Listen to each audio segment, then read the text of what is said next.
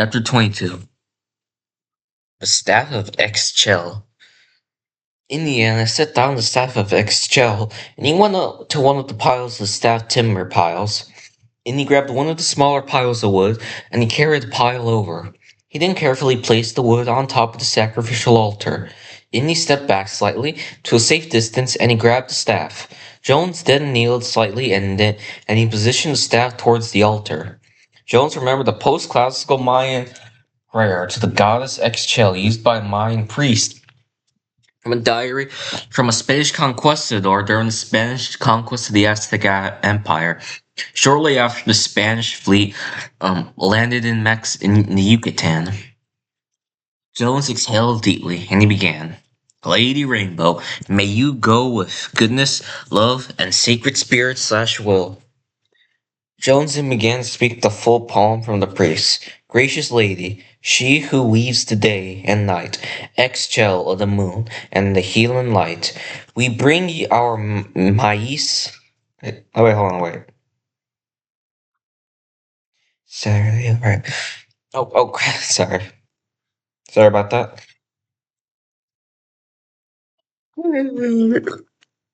We bring our maize, our copal smoke ascends, for the lives you grant and the fate that you portend. Protect our women in their hour of need. Tend to life that springs from a planted seed. Guide our hands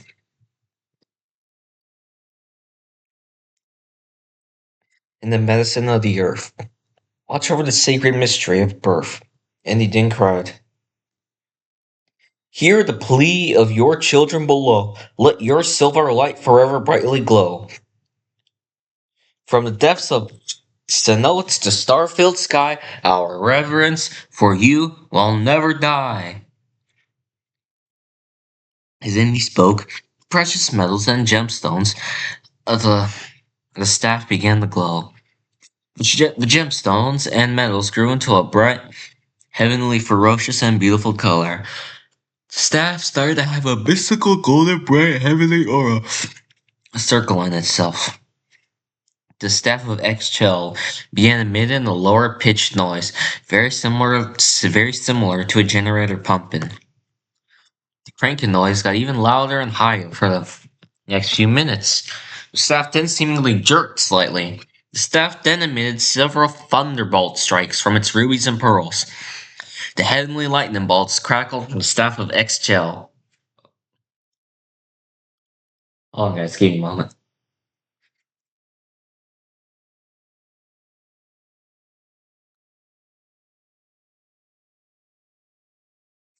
Alright. Alright now. Staff then emitted several. Right. The heavenly lightning bolts crackled from the staff of Xchel.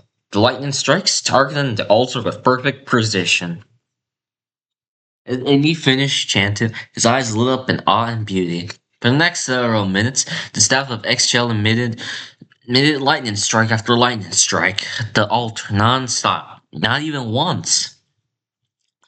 The altar started to glow in a very similar shiny copper gold aura, illuminating the entire chapel alongside the lightning strikes. Hold on, guys. Give me one. Yeah, right.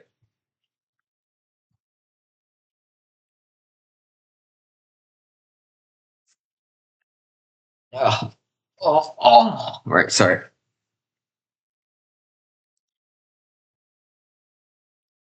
Moments later, the lightning beams erupted onto the altar to a beautiful, awe-inspiring, contained fireball.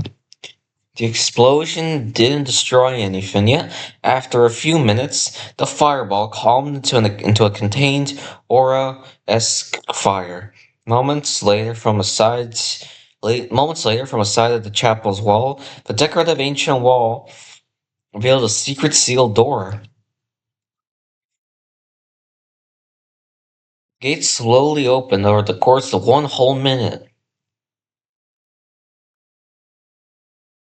after which the wall revealed an underground entrance staircase leading on downstairs. The entrance, on the walls, were intricate hieroglyphic writings, and intricate ancient Mayan illustrations. And he grabbed the staff of Exchel in one of his hands, and he grabbed his flashlight in his other hand. Jones slowly ascended down the staircase, slowly and slightly cautiously. After reaching the bottom of the staircase, Jones ended up in the main passage room. The passage room has smooth, deep slate flooring and stone bricks. Deep slate tiles and bricks on its wall and roofing. The hallway was rather wide and quite tall. It was somewhat long, in fact. There was also large, intricate, exotic Mesoamerican pillars, as well as support beams to the roof. After passing the passage room, Indy found himself in the temple's antechamber. The antechamber was a magnificent reception and ritual room. It had very similar hieroglyphic writings and several hundred buried ritualistic goods. There were hides of jaguars and cougars, countless gold bars and gemstones, vast quantities of food and drinks, alongside magical amulets and shabiti dolls, as well as large ceramic jars of mercury, fine linens, cosmetics and perfumes, musical instruments, as well as silver, lapis lazuli, turquoise, lapis lazuli. In the overworld, life was perfect until Flint and Steel came across the Nether. Okay, I'm joking. Alright, so back on topic. Out of character for a moment. Well, whatever that means. Turquoise and diamonds, and even ivory and incense. Then Indy came across a series of four levers next to a script in ancient Mayan that Indy wasn't able to decipher really. Indy, however, gasped in excitement and awe. He knew this location. Indy commented, "The golden shrine in the map room. They must be behind the sealed gate. All I have to do is solve this puzzle and I can get the hell out of here with the crown." Chapter 23. The Golden Crown of the Omega. Indy initially pulled down all levers from left to right, which did nothing at all, followed by trying to pull the levers up from right to left, which also didn't do anything. It didn't hit Indy's mind of what he should do. The lever to the right should be pulled down once as it's the closest to the door, followed by the furthest left to the antechamber. Then the closest lever to the right is pulled up once more, followed by the left lever, in order to prevent Tomb Raiders from finding out this process. Indy did exactly that. To his expectations, the sealed gate lifted itself upwards, revealing the map room in all its glory. The map room was actually rather well lit by lanterns and authentic chandeliers on the ceiling. The map the map room was a rather large chamber and had a domed oh shit, hold on. A domed roof featured a detailed life-size model of Palenque. There was a stone floor tablet marked with a grid of holes representing days of the year, surrounded by hieroglyphic-covered walls. Palenque had a ziggurat of Palenque standing firm in the center alongside a few other smaller pyramids and religious temples. Hold on, guys, just give me a moment, wait. Alongside were stone houses, government buildings, the city as well as the city square. Alongside Palenque's plaza, storage warehouses and granaries, the town hall, alongside the large stone-rammed battlement city walls surrounding the city-state, with pastoral fields, organized orchards, and man-made. Well, also, yes. Batman City walls surrounded the city-state with pastoral fields and organized orchards and man-made forests. There were also luxurious palaces near the city plaza, and there were nearby man-made canals, raised cobblestone streets going all across the main city and into the countryside. Indy placed the staff in the central hole of the floor. He held the staff of Exgel firmly in place as the medallion slowly glowed as it did before. Indy spoke. Hurricane, O great Exchel, Lady of the Rainbow, Lady of the Moon. From the jungle floor we lift our humble hymn to you, who watches above the loom. We call to you in your guises, as the youthful crescent brights, and as the ancient mother, veiled in the softest silver light. Your divine face, the moon's own mirror, washes over earth and sky, guiding the earth's rhythm as the silent tides go by. O Lady Rainbow, bright, whose arm bends across the storm, we seek the healing you provide. To keep our weary bodies warm, goddess of the medicine and the fertile, birth and earth. Grant safe passages to new souls and ensure a healthy, vibrant birth. And you continue to chant, and much faster and louder. As you spin the sacred thread upon your cosmic turn and loom, weave out illness from our flesh and banish darkish gloom. Grant us wisdom, ancient healer. Guide our hands in gentle care. Let your lunar light protect us, banishing all fear and despair. Exhale, hear our voices rising through the jungle canopy is deep. Watch over us, beloved goddess, while the world is fast asleep. The staff of Exhale jerked slightly as it emitted similar lightning bolts. The beam of rainbow light strikes hit the temple at the top of the pyramid. The pyramid's temple. Oh yeah, the light rays shone across the miniature temple for several minutes straight. Eventually, the light shone from the staff of Exhale landed off the pyramid model, which then reflected towards the wall behind it in the map room. The rainbow light shined ferociously against the wall nonstop for several minutes. Indy continued the same chant for the period of time, until the rainbow ray finally stopped and faded. Once the medallion finally finished emitting all its stored energy and its gemstones and rubies darkened, for now at least, until the medallion could recharge all its energy. After a few minutes, a part of the wall crumbled into debris. It was a blocked off door leading to a golden shrine. Indy finally removed the medallion, seeing the staff had fulfilled its purpose. He approached the newly found entrance. After climbing through the ruby, Indiana found himself inside the golden shrine. The golden shrine was a slightly large room. It was packed with gold artifacts, shimmered, including intricate jade death masks. Large ceremonial flint eccentrics in the shapes of gods and animals, and a profusion of jadeite jewelry, beads, ear flares, and pendants. Center of the room, shit. In a small display mount made of quartz and gilded in gold, emeralds, and silver. Top of the display mount was a small silver platform where it was resting. Standing perfectly on the silver platform was the golden crown of the Omega. The crown of the Omega looked exactly like it was depicted in those ancient illustrations and temple carvings. The golden crown of the Omega was a spectacular and rather large artifact, in fact. The golden fan had a semicircular fan-like shape. Layered quetzal feathers and feathers from other exotic birds, and attached to a base of fiber and deerskin leather. The golden crown had rubies and pearls, and seashells and exotic mollusks. There were also distinct primary elements, jadeite and bronze, as well as components of diamonds, gold, and emeralds, as well as diamonds, silver, platinum, and emeralds, as well as gold gilding and ancient Mayan hieroglyphics around the headdress. As for the feathers themselves, they were from quetzal and a few other exotic birds like macaws, cotingas, and spoonbills, and they were supported by slightly raised platinum and gold plaques layered onto nets of vegetable fibers or deerskin, supported by thin wooden rods. India looked around cautiously, searching if there was a placed booby trap. Yet thankfully, Indiana couldn't find any visible trap components in the chamber at all. Indiana then slowly and carefully grabbed the golden crown. Indy chuckled to himself. He had a wholesome smirk of satisfaction, achievement, and determination.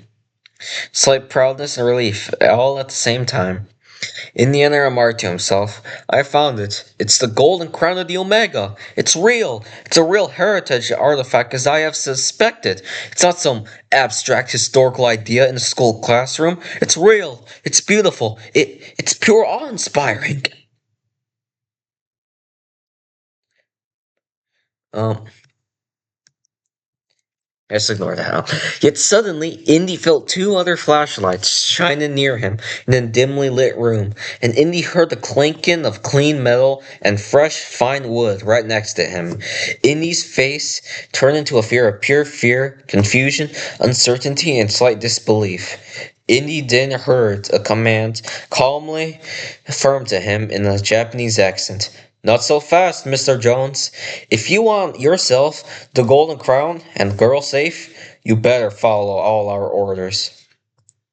Jones turned around and saw two Japanese soldiers, one of whom was holding a M38 carbine rifle,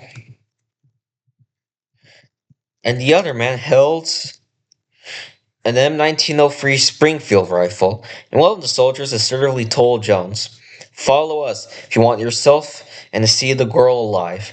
It's either that or you'll be left for dead down here. Chapter 24 Abandonment. As Jones carefully held onto the golden crown of the Omega, he was escorted by the two Japanese soldiers. He was taken by the soldiers from the treasure room, through the map room, back from the antechamber, and upstairs to the chapel. Indiana looked around, and he saw several Japanese soldiers standing guard in the chapel, and the altar's fire was still going, yet it was now starting to die downwards. Indy was taken outside the pyramid, where he saw an entire battalion of Japanese troops. There were banners of the Japanese flag and the flag of the rising sun, as well as several military trucks, army jeeps, tankets, amphibious assault vehicles, and light and medium tanks. Standing in front of Indy was Biamat, next to a Japanese soldier held in Nima. As well as nearby was the Baron. Biamat remarked, I see that you found the crown of the Omega before the Emperor of Japan could find it. Huh. No, it's by your hard work. We will be taking the crown from you. The Japanese army will escort the crown from here in Palenque to Cancun again. And the Imperial Japanese Army will transport it on a warship bound for Yokohama Bay. Indy chuckled hysterically before grunting. Oh, you're not taking the crown of the Omega, buddy. This is a precious heritage artifact. You better regret what you're saying, Buster. And he pulled out one of his TT-30 pistols and promptly aimed it at Biamat. Just before Indiana could pull the trigger, the Japanese soldiers raised their handguns, assault rifles, and semi-automatic rifles and bayonets towards Indy. Biamat stated, If you give up the crown, we'll let go of you and Nima. Nima barked back at Biamat. I thought you were finally going to treat me with respect, you damn Frenchie. Hibiki Kobayashi coldly, flatly said to Nima, Don't even think about trying to fight back against us.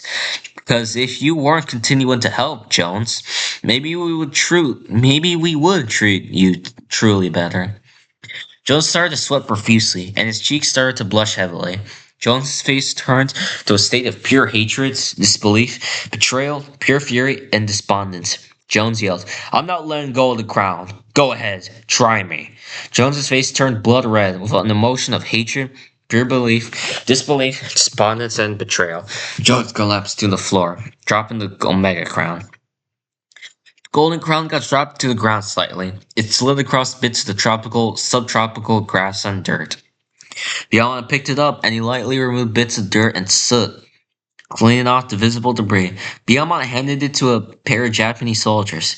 Biamat commanded, Store it in the box, and please be careful.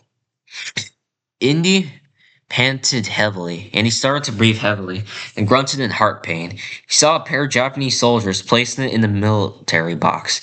The soldiers filled gaps between styrofoam, bubble wrap, cloths, clothing, and blanket cloths. They then carefully placed the golden crown inside the box before placing the lid firmly and closing it shut.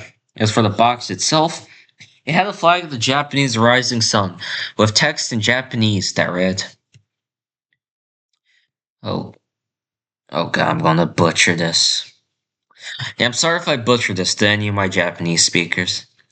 Dain Bonek, Dain Bo, Dain Bonetikoku gon no Shoyomono, and in Japanese, property of the Imperial Japanese Armed Forces, in bold lettering. Piedmont Beaumont approached Indy on the ground, and the Frenchman remarked, "I see that you're really flustered by your defeat, but you're no use to us, so you can stay here if you want.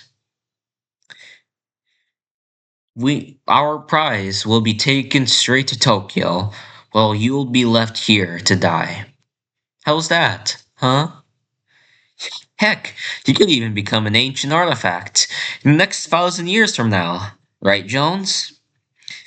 Indy Indy became flustered. His vision started to blur, and could hear his heart aggressively beating. Biama then ignorantly commented, "But this time, at least, you actually tried to put effort in finding the artifact, and you managed to get the proper authorization and equipment from the U.S. Army." Biamon arrogantly chuckled as Indy laid exhausted from his flustered state. Moments later, Kobayashi grabbed Nima from the Japanese soldier, and the Baron aggressively shoved her onto the ground near Jones. Biamon barked, "Danshaku! Danshaku Kobayashi! What in the world are you doing? The girl was mine!" Biamon called out to Biamon. "She serves no purpose to us anymore. She deserves to stay with Jones in this damn Mexican jungle." Indiana's vision started to blur heavily. His eyesight started to get more limited and blurry. The last thing he saw was Nima laying Indy on his side, and Nima assured him, "Indy, he'll be okay. Promise you, everything is going to be okay. I promise." For Indy's vision went into pitch black.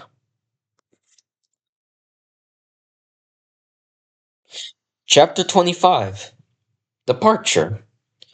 Indiana Jones started to regain consciousness. His eyesight was initially very blurry and unstable. His eyesight finally began to regain proper vision. Indy noticed he was on the military bed, around steel bed framing.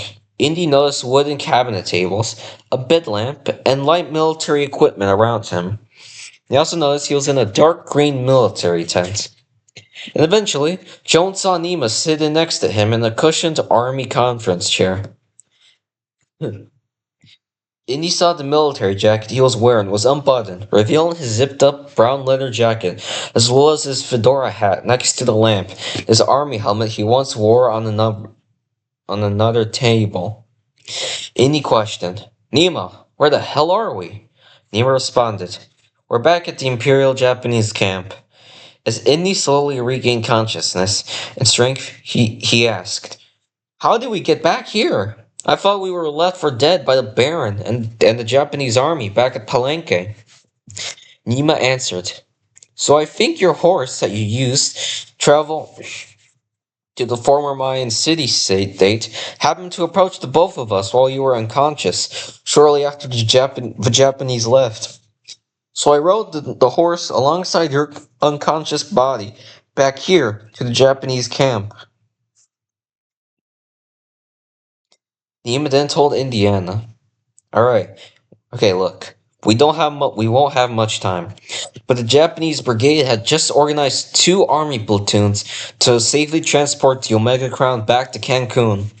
They're going to ship it aboard a Japanese destroyer, which would sail from Cancun into the Panama Canal and out into the Pacific Ocean into Yokohama Bay." Indy got up from the bed. He put his fedora hat on. And Indy noticed a small wooden table with army radio equipment.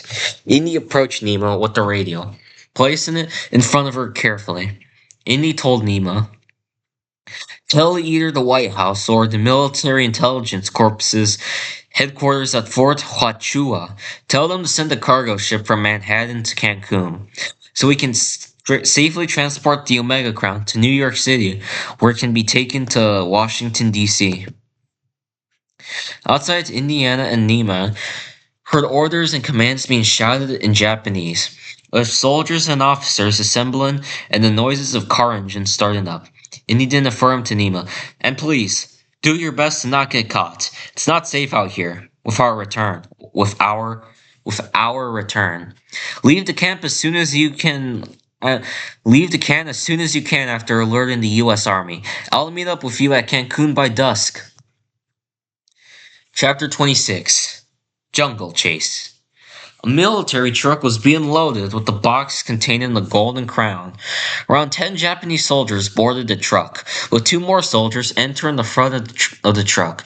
There was another pair of Army infantry vehicles, a pickup truck with a machine gun turret, a command infantry vehicle, and a single Army Jeep. There was also a secondary platoon of 3 Army Jeeps, a pair of amphibious infantry vehicles, and 3 motorcycles with sidecars. Alongside the Nissan Prince Royal car was part of the primary squad, with a single army soldier entering the driver's seat alongside Biamont in the back seat, to the left and Kobayashi in the passenger seat. A pair of Japanese soldiers were loading luggage and personal equipment to Kobayashi and Biamont in the car's trunk. Before one of the soldiers shut the truck, Biamont told Kobayashi, "All right. We're ready to drive off to Cancun. This is going to be a 10-hour drive to get to the city. Order your soldiers to drive off, Danshaku." Kobayashi then radioed the other soldiers. "This is Colonel Kobayashi with Alpha Team. Bravo Team, you are ready to depart for Cancun. Alpha Team, you have the Golden Crown of the Omega. Please protect it carefully as much as possible until we get to Cancun. You two are ready to depart. This will be a 10-hour drive. That's affirmative. Do you copy?" A soldier replied, "Understood. Roger that, Colonel. We'll be following close behind to you. Over." A soldier from Bravo Team responded, "Yep, we're standing by. We'll aid Alpha Team whenever needed. Over." Kobayashi smirked and he affirmed, "All right, gentlemen. This is Colonel Kobayashi. Over and out." Kobayashi told the sergeant in the driving seat, "Sergeant, let's get going before the sun sets." The sergeant affirmed, "Roger that, Danshaku Kobayashi." The Nissan then began to drive off alongside the other Japanese military vehicles.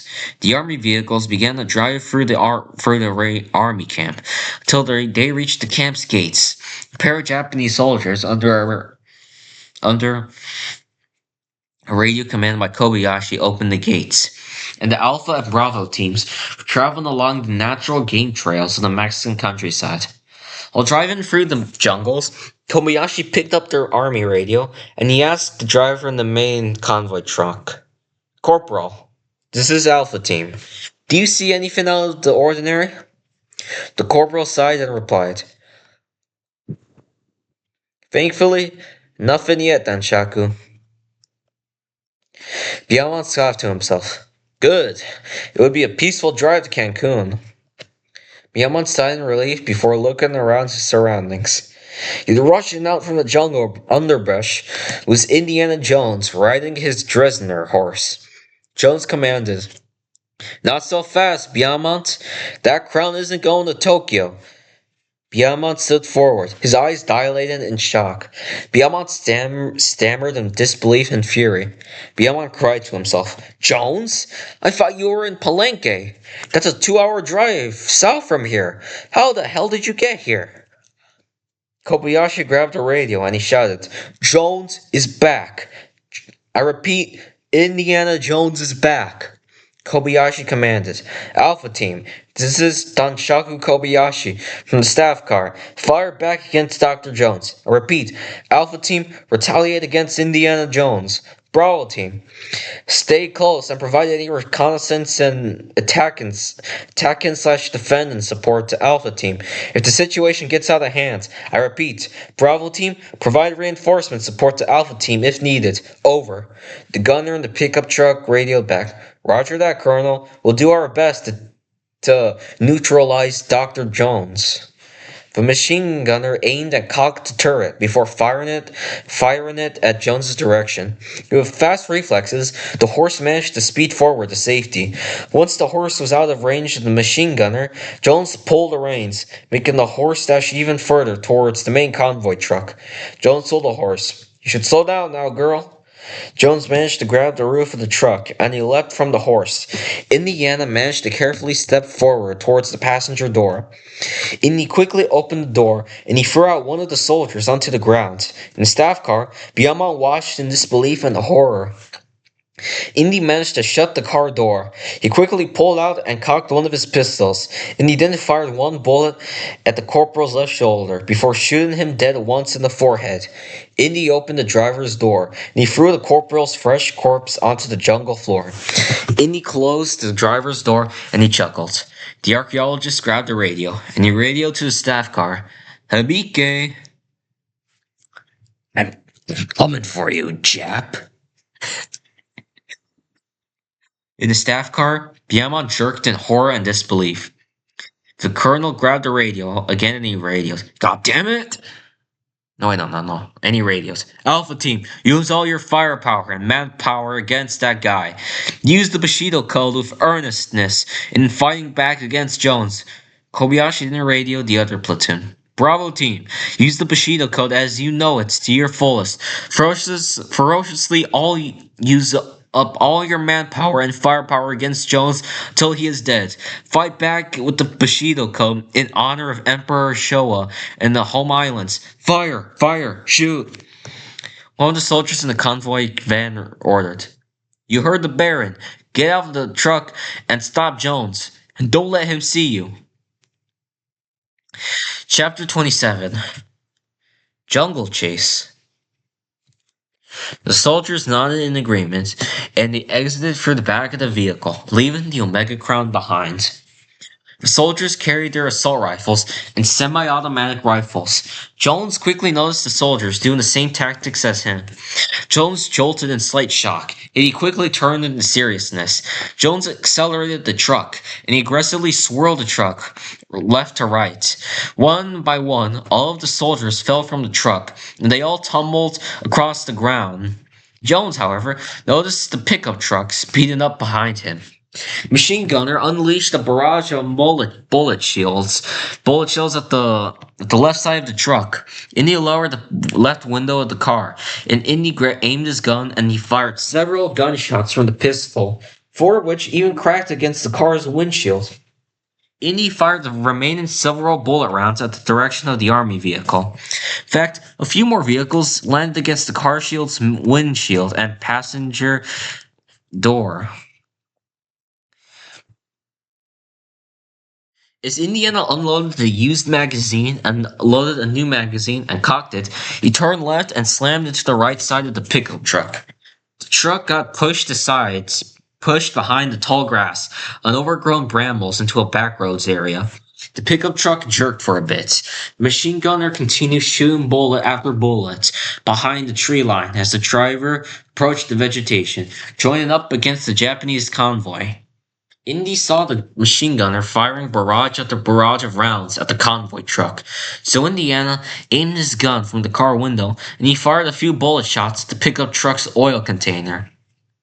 He fired a few more rounds at the car's radiator, causing steam to slowly boil out. Indy noticed neither of the soldiers in the front seating nor the machine gunner noticed this.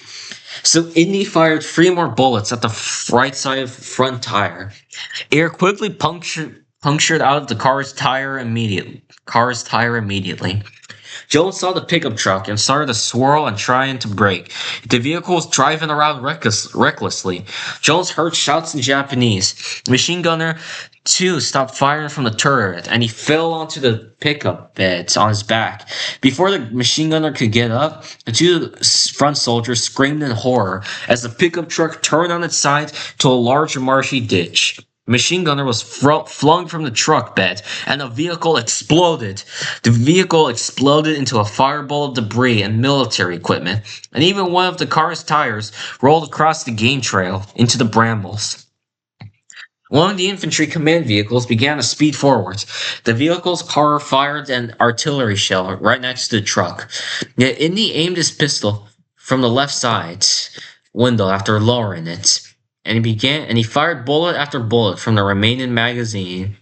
The command infantry vehicle started to create. Well, hold on, just give me a moment. I have to piss really quickly. Just give me a moment. I have to take a leak.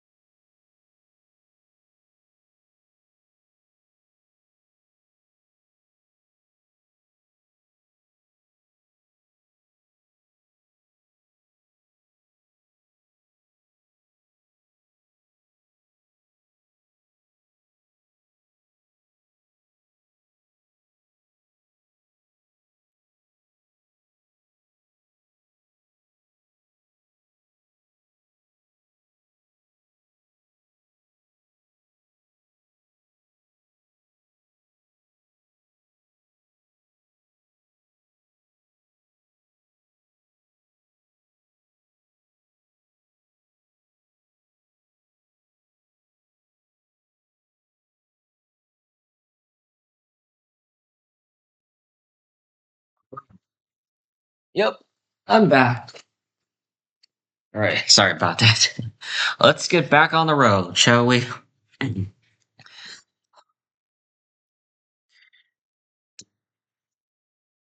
Indy aimed his pistol from the left side window. After lowering it, he fired bullet after bullet from the remaining magazine. The command infantry vehicle started to create steam, which slowly intensified with every bullet. Indy loaded yet another magazine, and he fired bullet after bullet relentlessly. The steam started to build into a fiery steam cloud, and the vehicle slowed. Before the infantry command vehicle's body exploded into a fireball.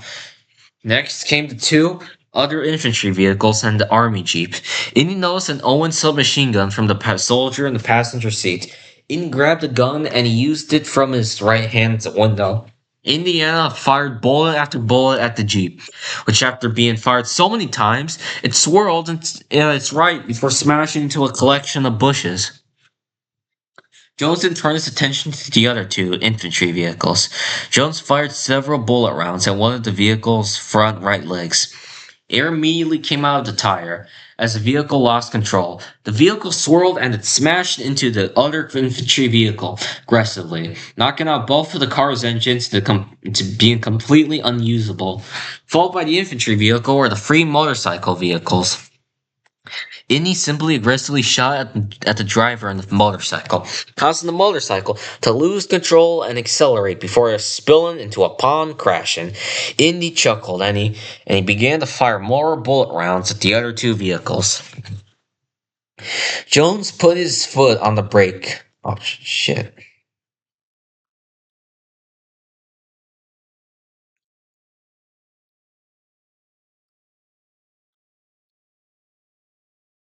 Slightly allowed for one of the motorcycles to accelerate forward.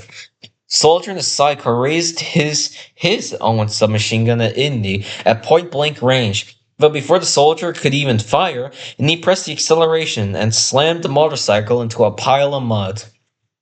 Indiana also managed to fire two bullets at the front tire and the radiator of the remaining motorcycle, forcing it to stop. Eventually, Indiana Jones was soon approaching the main staff car. In the car, Biamal grunted at himself. Damn it, we lost. We lost. Wait, damn it, no. Bravo team is annihilated completely, and so is Alpha team, except us. We lost both Alpha team and Bravo team. Meanwhile, Indy accelerated the convoy truck, hid in the back of the vehicle. Indy put his foot on the brake slightly, for pressing the accelerator and turning left and slamming into the staff car. The staff car got somewhat pushed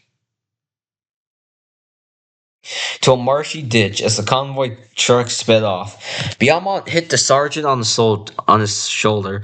Beaumont barked, "Idiot!"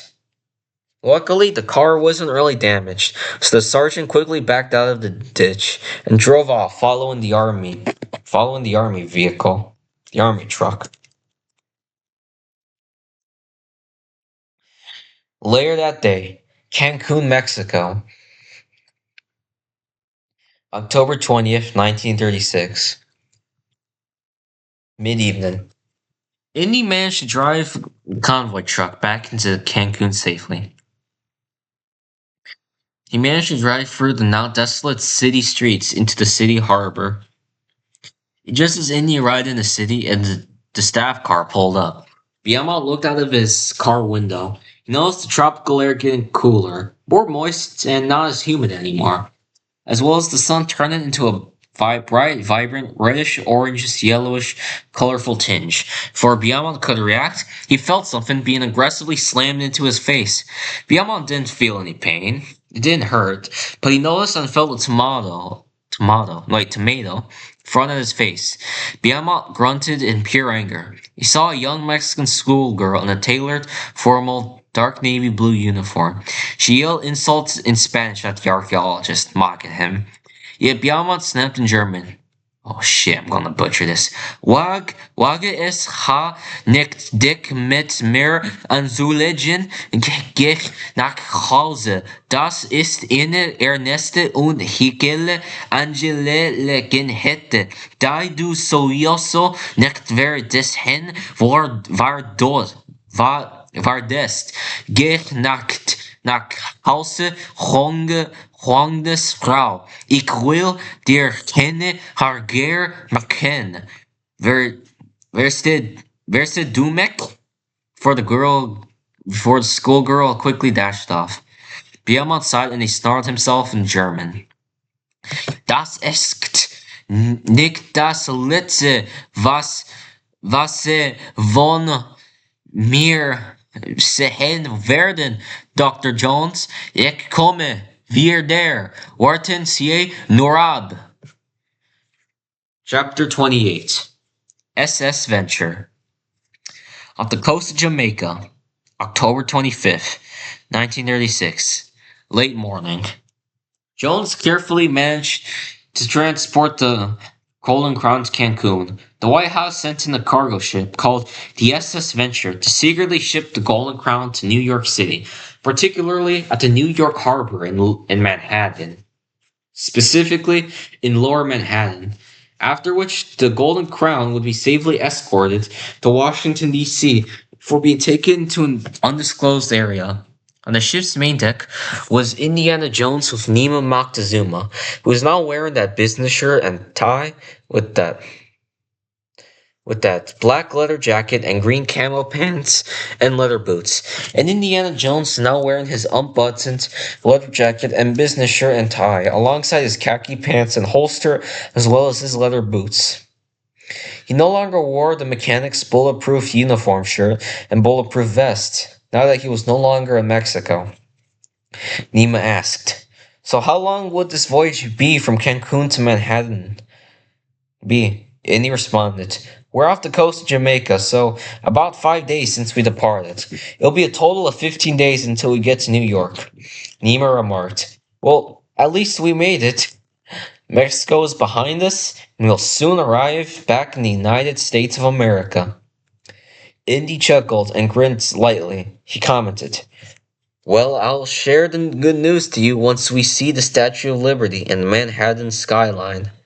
It's crazy to think that in roughly 10 more days, we'll encounter the Manhattan skyline." Nimas responded cheerfully, "You're right. From the ocean blue, we will be seeing the Big Apple, the city that never sleeps, the Empire State Building and the Chrysler Building, and Times Square, in the heart of Times Square, will be waiting for us once we arrive." Indy looked around the main deck. It was a rather large exposed functional workspace dedicated to cargo handling and ship operations. It was characterized by large open areas interrupted by numerous cargo hatches, each opening into the holds below. Tropical sky looked partially cloudy. The sky was still bright blue. There was also the gentle, calm, turquoise blue ocean waters of the Caribbean Sea. Although the air felt rather warm, humid, and thick, an occasional sea breeze gave pleasure from the excruciating heat. Indy approached Indy, and the woman actually gave him a kiss on the lips. Indiana's eyes lit up slightly, in shock and also relief. Nima blushed slightly, grinning playfully, while Indy wiped his lips with his right elbow, and he blushed slightly with a slightly timid face. While blushing, Indy stated, Nima, you didn't have to do that. That was clearly unnecessary. Nima jokingly giggled in a flirtatious manner. A slightly flirtatious manner.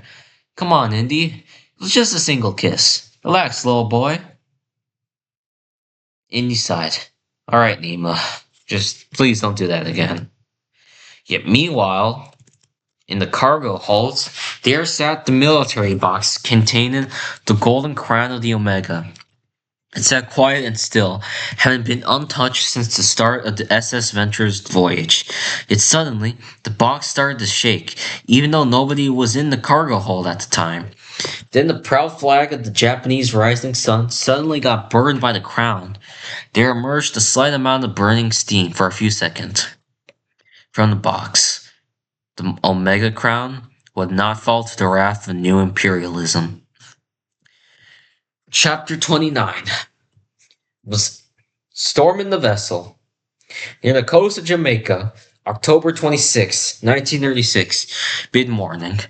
The Venture's lounging room was an elegant, feminine-like space featuring white, Georgian-style paneling, delicate plasterwork, a marble fireplace, and a large bow windows with sheer pink curtains for ocean views.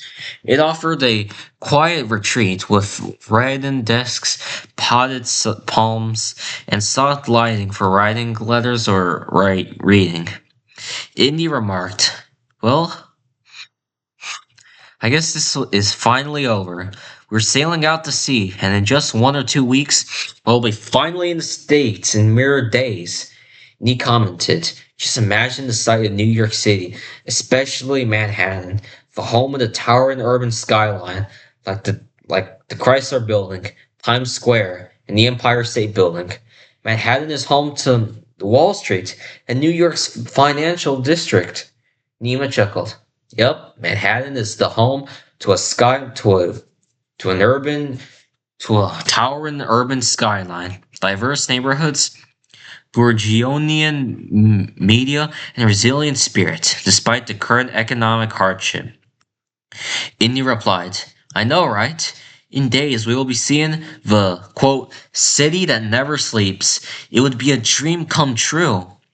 Indy chuckled happily, and he clapped his hands once. Yet then Indy heard in the hallways, under nearby rooms, a rather concerning sound. It sounded like a table being aggressively knocked to the ground by someone, followed by doors being slammed open aggressively, alongside several furniture, papers, and large items and naval and and, and sailing equipment being thrown over. Followed by concurrent commands and orders being shouted in Japanese alongside several gunshots of countless bullet rounds being fired. Nima's eyes dilated in fear, confusion, and disbelief, while Indy's body flinched slightly in confusion, seriousness, and slight uncertainty. Then Indy heard a muffled command shouted, Omega Kuruan o Mitsukiru Made Tomarakinda Kudasai. Damn, I keep butchering foreign languages. I'm sorry if I keep butchering Japan. I'm sorry if I butcher stuff when I speak. When damn, okay, I'm sorry if I ever butcher any of these Japanese words. Nima gasped before telling Jones, Indy, get out of here. I think the Imperial Japanese have somehow boarded the ship. They've hijacked the vessel. They're looking for the crown of the Omega again. Nima then told Jones, "Get out of here now. Do your best to not get spotted by the soldiers. I'll try to hold out while I can.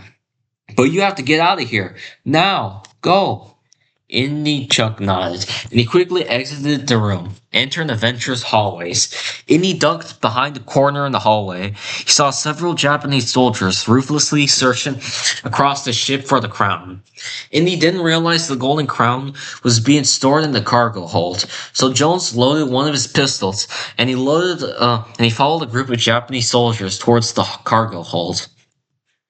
The cargo hold itself was a large, open, and cavernous space located inside the hull. This space was accessed by large hatches on the main deck.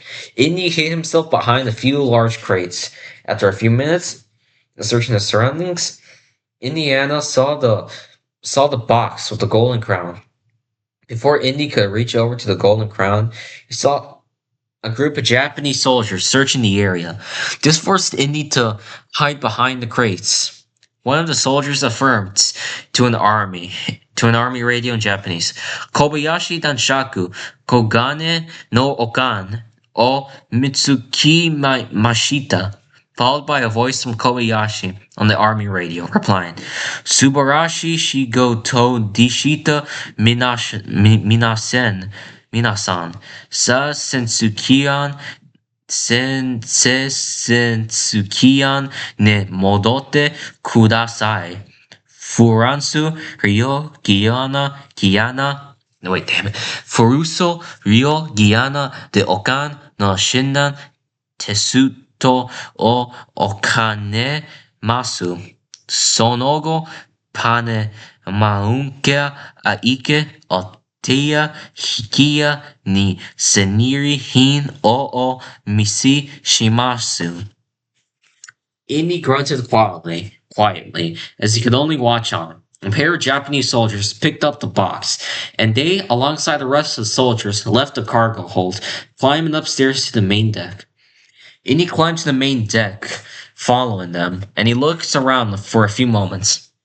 Yet when he managed to see a group of Japanese soldiers walking across the main deck, Indy saw soldiers ascending down attached ladders down to a group of military rafts. Indy not only saw the golden raft being loaded onto one of the rafts, but also Nima being taken by a pair of Japanese soldiers.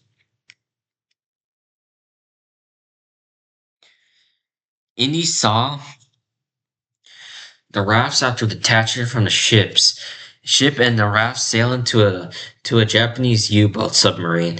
Indy gasped, "The crown! Nima!" Indy later noticed the soldiers getting on board the submarine, entering the underwater vessel, alongside the lifeboat vessels being rebound to the submarine. Once Indy swam closer to the submarine, he noticed the sheer size and intimidation of the vessel. It featured a long gray cylindrical vessel with a distinctive conning tower, featuring a deck gun and anti-aircraft cannons and torpedo tubes, as well as the proud flag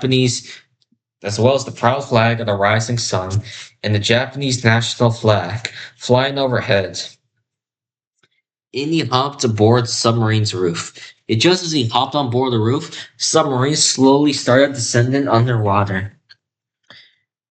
Indy tried to pry open forcibly the main hatch to no avail.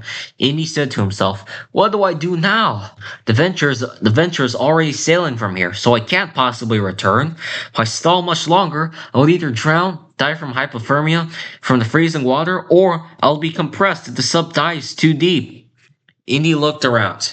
Then he looked at the periscope. Indy grabbed his whip and he tied it around the periscope. Indy said to himself, "I guess this means I'll be riding the periscope on the U-boat's voyage to wherever it would take me, I suppose. As long as I still keep my head above the water, I'll definitely be fine." Chapter 30. No, wait, not the island. Isla St. Hubert. No, wait. I mean, Isla St. Richard. Isla St. Richard, 140 miles northeast of French Guiana, October 28th, not early morning? Yeah, whatever. The early morning sun had risen over the small, isolated island of Isla St. Richard. At dawn near French Guiana, the tropical island coastline emerges from mist, showcasing lush emerald subequatorial and equatorial jungle wilderness. Spilling onto rocky shores lined with coconut palms, their fronds catching the first golden light while the turquoise water laps gently across boulder-strewn beaches, hinting at strong offshore currents and the quiet presence of monkeys and exotic birds, beginning their day amidst the seemingly primeval ancient island. The Japanese U-boat submarine was moored near the coastline. There was a nearby temporary small camp. The research tents, makeshift buildings, small built lodges and cabins, dome-shaped tents and makeshift tents. There was also hangar buildings, as well as perimeter fortifications of sandbag emplacements, barbed wire fences, and watchtowers. There were a few satellite towers and a handful of military vehicles. Nima sat on a large rock on the coastline as Biamont spoke to her from an army chair. Biamont remarked, "Miss Moctezuma, we're just going to be doing a simple ceremonial ritual involving the Golden Crown, just like your people did 900 some years ago. After this, we'll take you back to Cancun and we will let you go. The Supreme War Council will never bother you again." Nima snarled. "And then, where are you taking the golden crown, hmm?" Biamon chuckled. "After this little ceremony, which you will be witnessing in a few hours, we'll head towards the Panama Canal and we'll be taking the crown to Tokyo." Meanwhile, Indy was in another part of the army camp.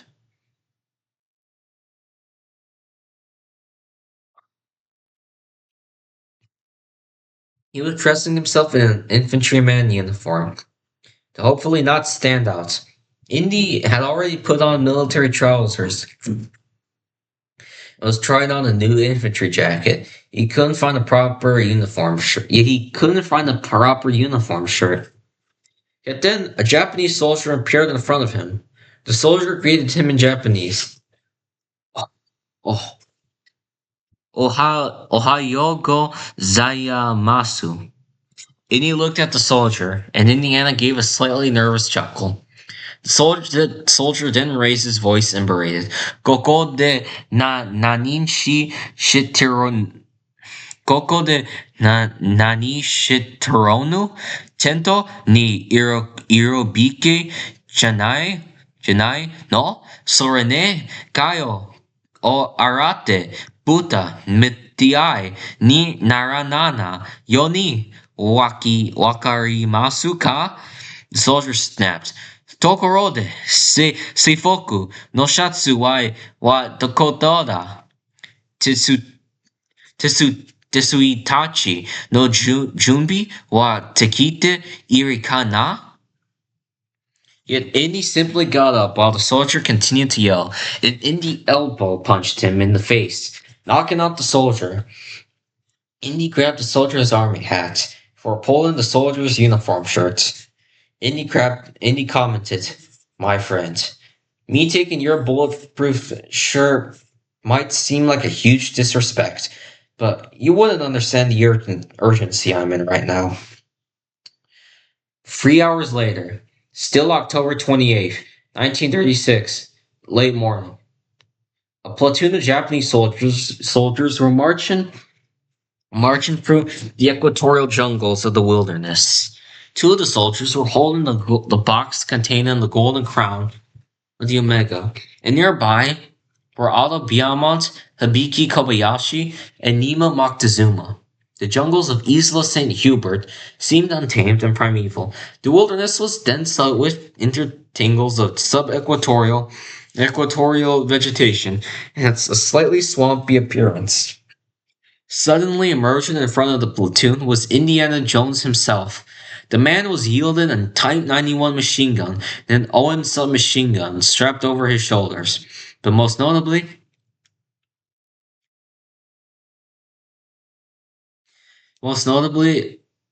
an RPG 43 in his hands. Indy then stepped into view, and he commanded, "Nobody better dare move a muscle. Kobayashi, Biamont, let go of the golden crown of the Omega, and even more importantly, let the girl go." Biamont stepped slightly, then he taunted, "Go ahead, try me. And what are you gonna do? Fire a rocket at the soldier, at all of us, killing all of us?" Oh shit, that sounded wrong. Fire rockets, killing all of us? But also, destroying the golden crown of the Omega? Are you really willing to do something that insane?